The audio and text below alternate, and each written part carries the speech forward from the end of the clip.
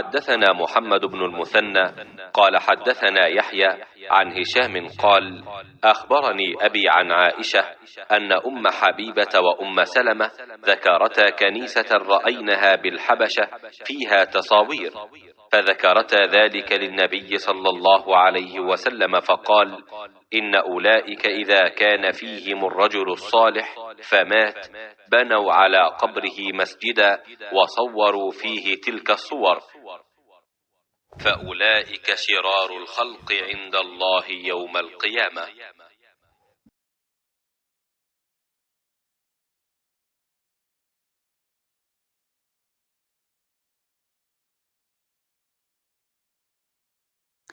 उम्मे Habiba और उम्मे सलमा रदियल्लाहु अन्हा दोनों ने एक कलीसा का जिक्र किया जिसे उन्होंने हबशा में देखा था। उसमें मूर्तें तस्वीरें थीं।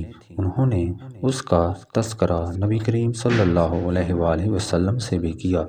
आप सल्लल्लाहु अलैहि वसल्लम ने फरमाया कि उनका ये कायदा था कि अगर उनमें कोई नेकोकार शख्स मर जाता तो वो लोग उसकी कब्र पर मस्जिद बनाते और उसमें यही मूर्तें तस्वीरें बना देते।